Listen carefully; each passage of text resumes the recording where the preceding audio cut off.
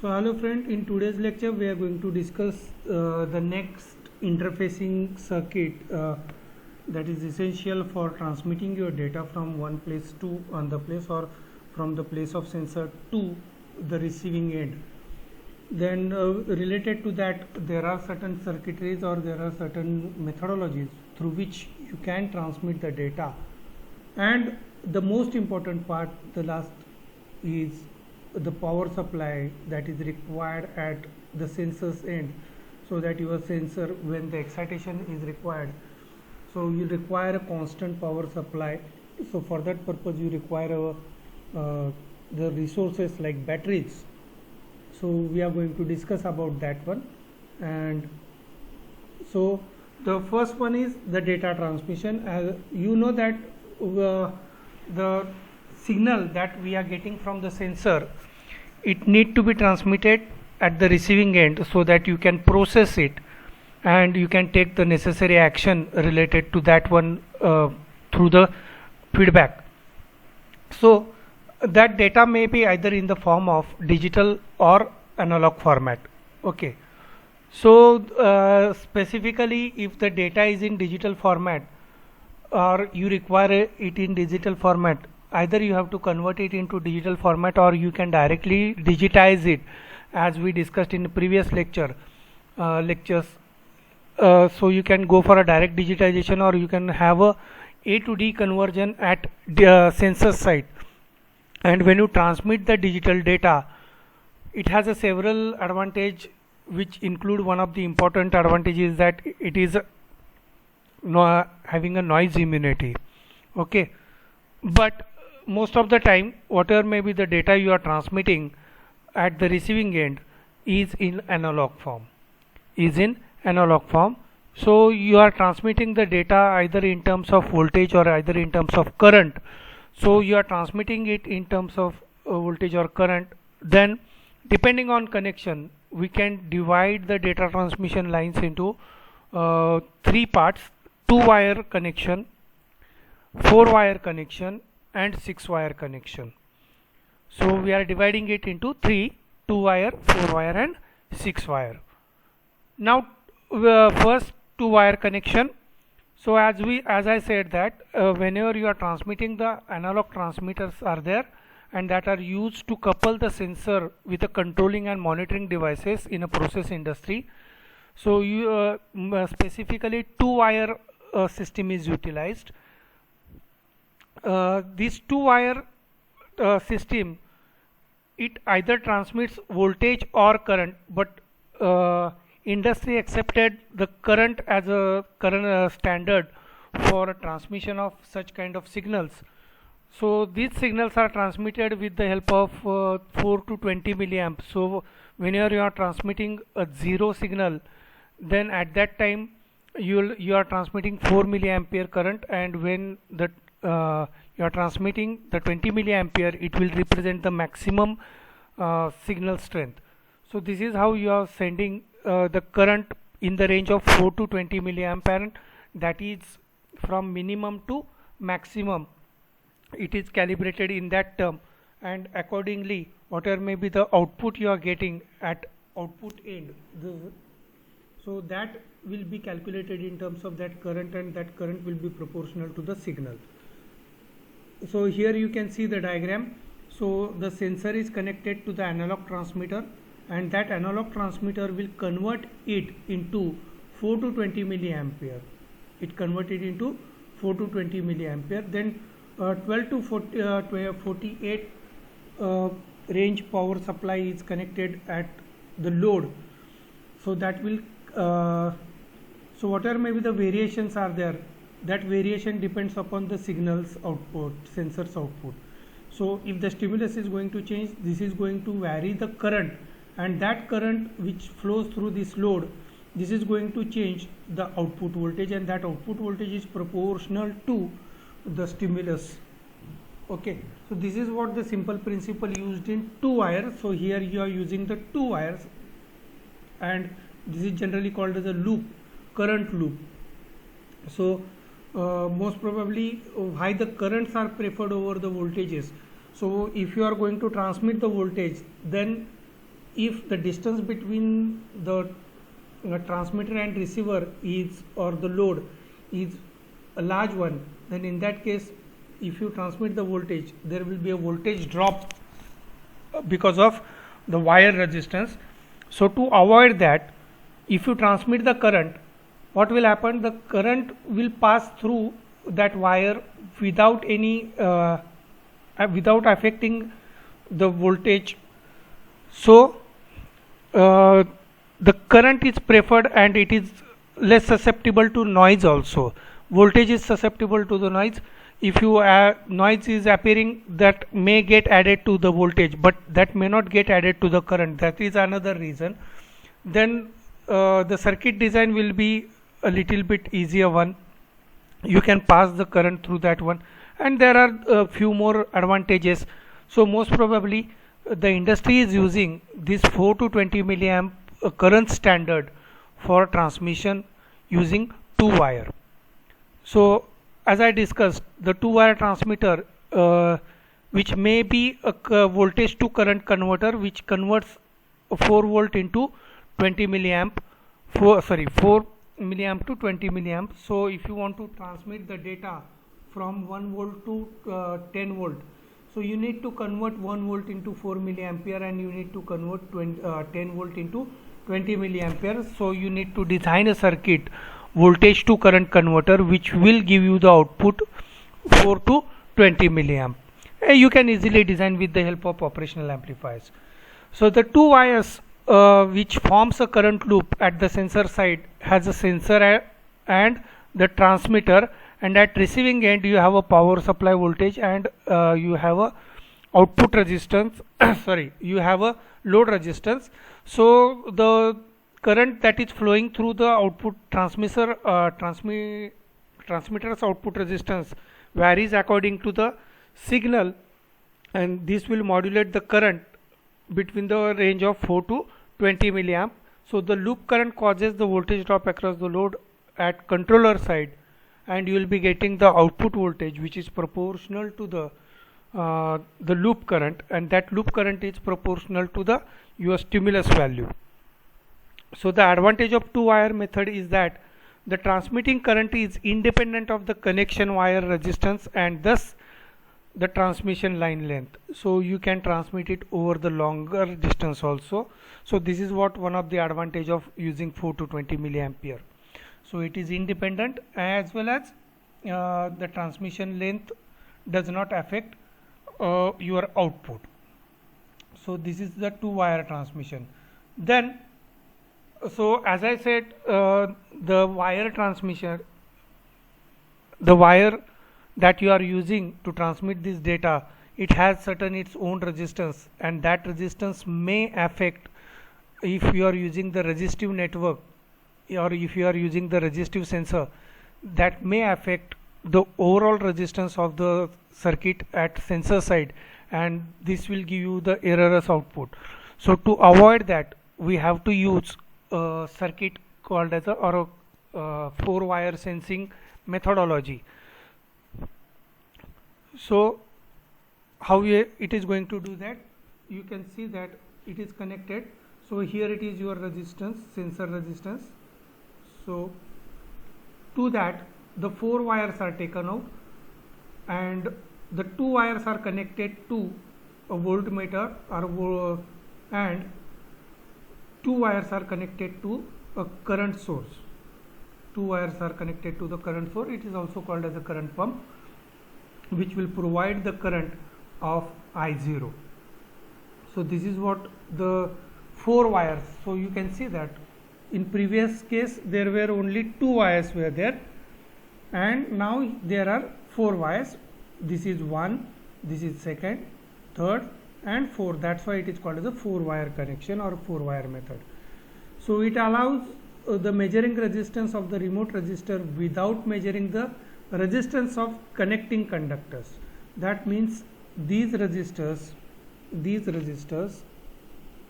which represents the resistance of the conductor that are not affecting the overall resistance of this. So the resistance is measured without considering this R. So this is what the advantage of this 4-wire sensor. So 2 wires are connected to the current source and 2 wires are connected to the voltmeter.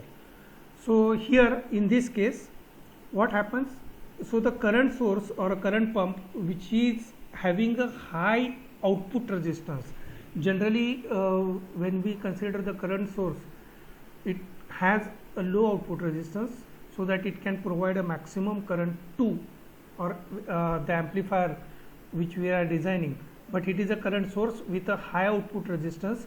So whatever may be the resistance because of that high output resistance, the current pushed by this current source or is totally almost independent of any resistance R in the loop. So you can see that the high resistance of this circuit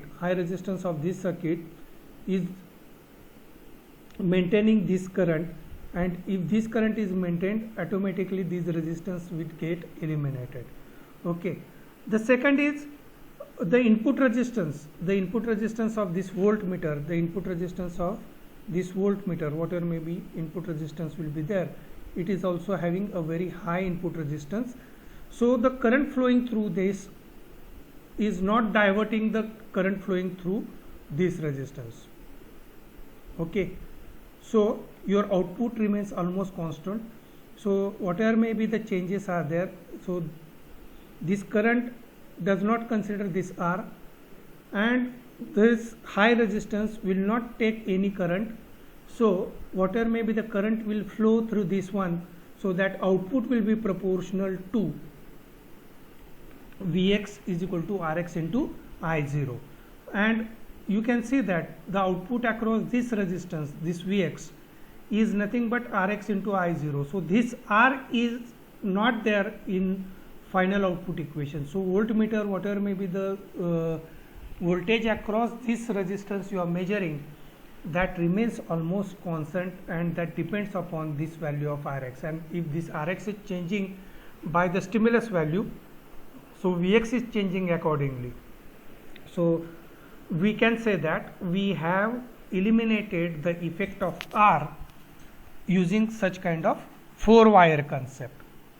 Now here we have considered only one resistance. Now instead of one resistor, if Wheatstone bridge is there, then in that case we will be using a 6-wire concept. So Wheatstone bridge, if it is located at a remote place, then in that case we will require a 6-wire for a bridge temperature stability. So this is how you are connecting the 6-wire. Again the concept is same. You will be using a current source with a high output resistance, and you will be using a voltmeter with a high input resistance.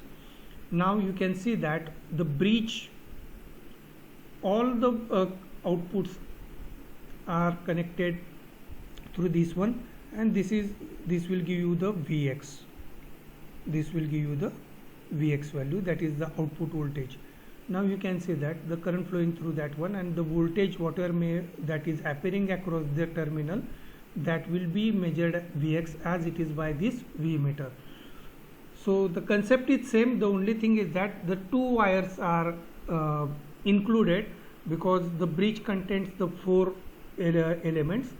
So that is more than the 2 elements that we seen in the last diagram.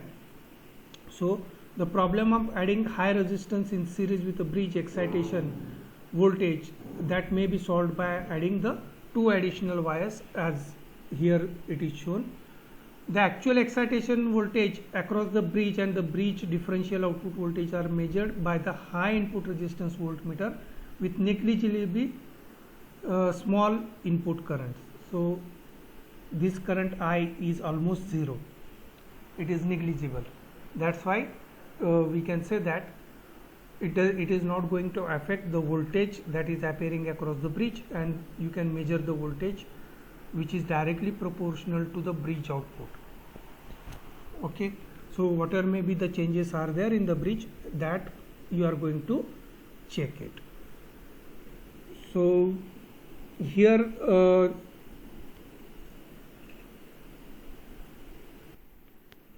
okay, so Now next, we know that to operate the sensor properly, so most of the time you will be giving the excitation voltage from external, and at receiving end there may not be a voltage source.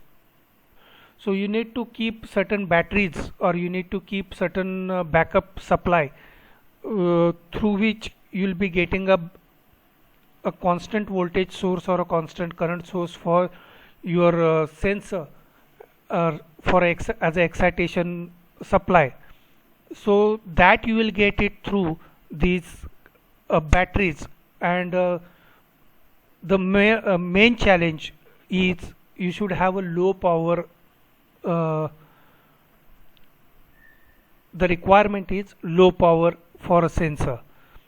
So the sensor should not get heated because of your batteries, or the power that is delivered to the sensor, that is again considered. So the best example, whenever you are talking about your batteries, so you just calculate the battery in terms of milliampere per hour or ampere hours. You are calculating in terms of ampere hours, and accordingly you are calculating the life of your battery. So whatever may be the consumption of the current from that battery, that depends upon what is the capacity of battery, what is the capacity of load, the power delivered to the load, then how much time that battery will support the required voltage or required current to that load. It depends upon that battery capacity. So for a long term remote monitoring, this is called as a remote monitoring. So whenever you are using or you want to get a data from a remote centers or a remote monitoring, so at that remote place, now you consider that you want to measure a certain parameter from the farm. Okay, let us take this example. uh, you have kept one sensor which measures the humidity of your farm, and that humidity sensor, you have put it at one of the place in your farm, so that you want to understand what is the humidity of your farm. Okay, then in that case, if that humidity sensor is sending the data to your remote sensor either through wired or wireless technology, then in that case you should have a power supply. This is not possible that every time you have a separate connection to that power sensor or that device which provides you the data. So for that purpose you will require a separate power supply which will take care that whatever may be the data is there, that is sent to the data acquisition system. And so there is a requirement of reliable and high energy density power sources. So these sources we will get it through the batteries, and batteries are of two types. First one is the primary and second one is the secondary. Primary is a single use device. So the best example is your Duracell or your everyday cell. So these cells will give you 1.5 volt battery, and this 1.5 volt battery cell will provide you the supply. So that cell may come in terms of coin cells type of cell also, the cell in your watch. So you can see that as when your watch gets slow down or it is not showing you the correct time, you need to change the cell of your watch. So that cell is just a primary type of cell. It is a single use device. That means once it is fully utilized, you have to replace it. And secondary is, it is a rechargeable multiple use devices. So rechargeable batteries are triple A batteries or AA plus type of batteries are there, cells are there, which you can recharge it. Your mobile battery is rechargeable. This is a secondary type of battery. uh, the battery in your vehicles, these are rechargeable batteries. So you can call it as a secondary type of devices. So batteries are characterized by the energy per unit weight. That means you are calculating it what is the energy delivered by the battery depends upon the rate at which power is withdrawn. So as the current is increased, the amount of energy delivered is decreased. So if the current is taken, maximum current is taken from your battery, the amount of energy delivered by your battery is going to decrease. So battery energy and the power also affected by the construction of the battery, the size of the battery, and the duty cycle of the current delivery. So size, battery, so construction of the battery means which type of anode cathode you are using, okay, the material you are using, the electrolyte you are using, so that we will call it as a construction of that one. And size, so size, how many number of anodes and cathode plates are used, so that is going to increase your capacity of your battery, so that is called as a size. So if your ampere per hour is going to increase, obviously the size is also going to increase. And the duty cycle of the current delivery, that means in 1 hour how much current is drawn. So depending on that, your life cycle is decided, or your life time is decided. And so the battery is decided on these 3 parameters: construction of the battery, the size, and the most important parameter is the duty cycle of the current delivery. The most of the manufacturer, they usually specify the batteries in terms of ampere hours or watt hours. So we are familiar with this concept, ampere hours.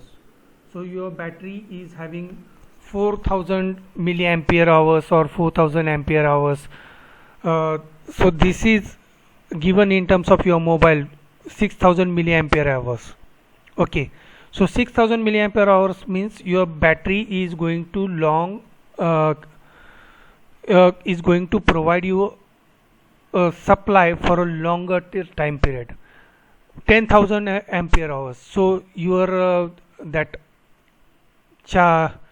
charging devices are there. So these charging devices are also called as a they are having a 10,000 milliampere hour, then 12,000 milliampere hours, 16,000 milliampere hours capacity are there, and these battery backups are used to charge your mobile or is used to charge your devices.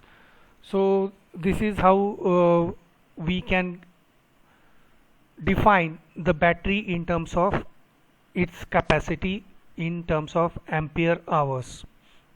So if the battery capacitance C is given in terms of milliampere hour and the average current is I in terms of milliampere, the battery time of a battery discharge with a duty cycle N is defined by T is equal to C divided by I into N.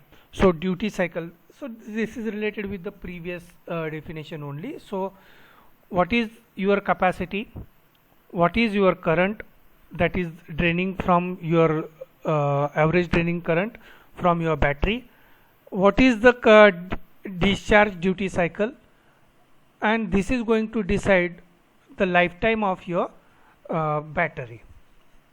So when you are designing the electronic circuit, its power consumption shall be determined by during the various operating modes and over the various operating temperature range.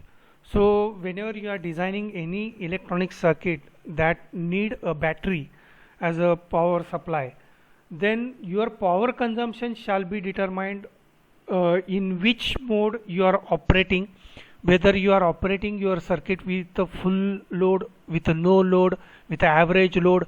So in which mode it is operating, you need to calculate that. That means how much current your circuit is taking out, and obviously you need to consider what is the maximum operating temperature range in which you are going to use your electronic circuit. So that will decide the current of your overall circuit, that will draw it from the battery. So you need to consider all these parameters when you're designing your electronic circuit or you're selecting your battery. So these values of power consumption must be used in simulating your battery load to determine its useful life. So as I said, if the current parameters of your circuit, then the temperature requirement of your circuit, if that is known to you, you can easily decide the battery requirement for that circuit, and you can easily calculate, because you know the maximum power required by the circuit, you know the maximum temperature, and accordingly you can easily simulate the battery requirement, and from that you can easily calculate the battery life. Okay, this battery, if you are going to provide this much is the life, so it will long last for 1 day, it will long last for 120 days, it will long last for 120 hours, and so on. So depending on that, so if you are not going to use your battery, then in that case, if you are not going to use the data, then in that case your battery of 4000 milliampere per hour, 4000 milliampere hour, that will long for near about more than 48 hours. You just try it, you just switch off your mobile data and see how long your battery will push your mobile on in on condition. So you can find it out that it will go for a longer time period, and when you are using a data, at that time the power consumption is much more, and your battery life, which is about to give you the backup of 72 hours maximum or 48 hours, within 12 hours it will go to the lowest value. So depending on your power consumption, you need to decide your battery life. So we'll be discussing about the primary cell now. So most primary cell employs a single thick electrode that is arranged in parallel or concentric configuration, and aqueous electrolytes. Aqueous electrolytes means these electrolytes which gets easily dissolved with the water, we'll call it as a aqueous electrolyte. So in that you immerse these electrodes and you can have a battery. So you know this concept, and you have seen such kind of batteries. So the best example is your cell, which consists a carbon rod in between and which is surrounded by the chemical which acts as a electrolyte, and there is a outer plate which acts as a anode and cathode. So the carbon rod in between and the outer plate, so that will act as the two electrodes, and the material in between that will form that will help you to transmit your power from anode to cathode, and you will be getting a voltage across that, and you will see that you will be getting a voltage of 1.5 volt in case of your general cells. So these carbon zinc batteries are also known as Leclanché type of batteries. So these batteries use the zinc as an anode.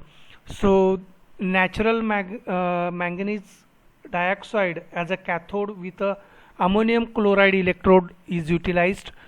And if you are going to use a premier version, that means most of the time Duracell, if you are using as a cell, then that Duracell is having much more power as compared to other one. So if you consider a premium version, then electrolytes are changed. So electrolytic manganese dioxide as a cathode, and a zinc chloride is used as a electrolyte. So these batteries are preferred when high power density is not required and it is low cost. So you know that the cost of the cell is hardly 3 to 4 rupees, depending on what kind of battery you are taking it out, you are purchasing, sorry. Then the second battery or the second primary cell is alkaline manganese batteries. So alkaline batteries are capable of delivering high currents as compared to zinc carbon batteries, uh, have a improved power density ratio, have at least 5 years life of shelf life. Shelf life means if you keep the battery as it is without connecting any device or without connecting any circuit to that one, and if you keep this alkaline battery, alkaline manganese battery, uh, as it is on the shelf, its life is of 5 years. So that is called as the shelf life. Shelf life means you keep it as it is, don't connect it to the circuit, then its life is 5 years. So it is an improvement that it eliminates mercury from the zinc anode. So this is an improvement that has happened and that has made popular to use this alkaline manganese type of batteries. Then the third is a premier lithium type of batteries. In Japan, these batteries are mostly popular batteries. So the popularity of the lithium manganese dioxide cells grows rapidly due to its high operating voltage, wide range of size, capacities, and excellent shelf life. So this is what the advantage of this premium lithium batteries. So mostly Japan uses such kind of batteries. So for lithium iodine cells, generally in case of uh, pacemakers means it is a small device which is used to keep your heart in a working condition. That means if your wall uh, are not working properly, that signal which is given to your heart if is not working properly, then in that case you have to keep a external device which will generate a pulse, and which that pulse is given to your heart. So that is called as a pacemaker, and you require a longer life for such kind of pacemakers batteries. So for that purpose, lithium iodine type of cells are used, which is having life capacity of 10 years. Then 1 gram of lithium is sufficient to produce the capacity of 3.8 ampere hours type of current. Then lithium cells are exempted from the environmental regulations, but the problem with these cells are very highly inflammable, highly flammable. So because of that, these are hazardous, but the lithium cells are uh, kept out, or these are exempted from the environmental regulations, or otherwise other batteries are not exempted from the regulations, but lithium batteries are, or lithium cells are exempted. Now we'll talk about the secondary batteries or secondary cells. So secondary cells are rechargeable batteries. So you can recharge it either through a continuous process, or you can recharge it once it get discharged, you can recharge it. So the sealed lead acid batteries offer a small size at large capacities, and it allows 200 cycles of life at discharge time as short as 1 hour. Okay. The main advantage of these cells, that if you are using a sealed lead acid type of batteries, the main advantage is that its initial cost is low self discharge, on ability to support heavy loads, and withstand with a harsh environment. So this is what the advantage of lead acid batteries. The disadvantage is that the size is comparatively large and weight is obviously large. So as a potential, it is environmental hazard due to lead and sulfuric acid that is present in that lead acid. So lead is very harmful for the environment, and sulfuric acid is also harmful for the environment. That's why these batteries are not preferred. Then the sealed nickel cadmium type of, or nickel metal hydrate type of batteries are wisely used as a secondary cells batteries. Then typically double A batteries, which is having a capacity of 800 milliampere hour, are used. Even they can provide you the higher current capacity also. So it is possible to use it because of high porosity of nickel foam instead of sintered nickel. Why these AAA capacity, double A batteries are providing you the higher capacity? Because it is using a nickel which is in the form of nickel foam, and it is not in a sintered nickel format. So the change in the material has increased the capacity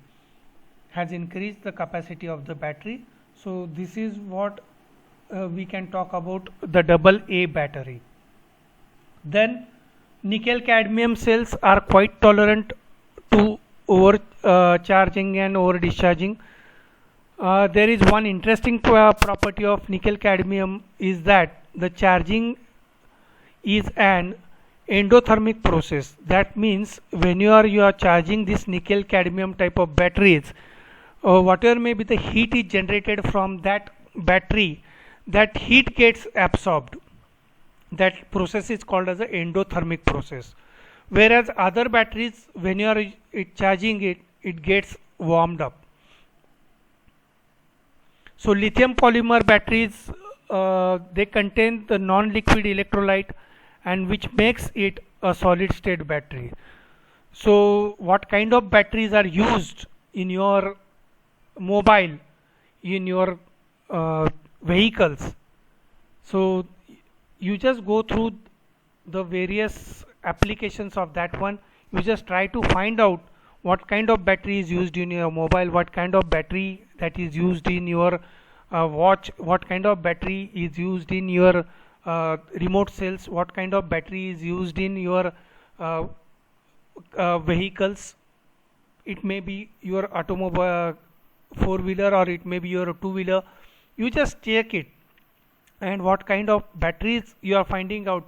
So you will just came to know that all batteries are different. The different manufacturer, they have came up with a different type of electrolytic material, the different kind of compositions, battery constructions, and they are coming up with the different capacities of the battery. The size is also going to vary, but most probably there are certain standards used in certain industries, and the batteries are manufactured accordingly.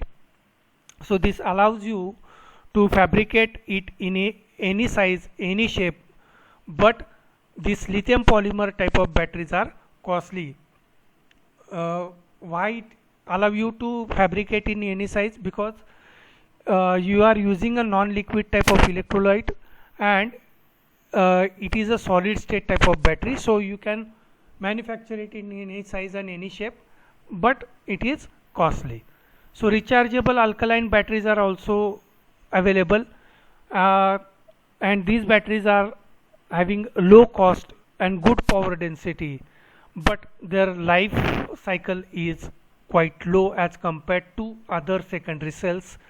So that's why other secondary cells are compared. So with that, we came to the end of interfacing circuit devices. So I think I'll just take a brief review of overall unit what we have studied in our syllabus, or in this unit. We have seen the input characteristics of the interface circuit. We have seen the different amplifier circuits. Then we have seen the excitation circuits. In excitation circuits, we have gone for the voltage sources, voltage references, oscillators. Then we have seen the analog to digital converters. We have seen the different types of A to D converters, V to F converter, dual slope and successive approximation technique.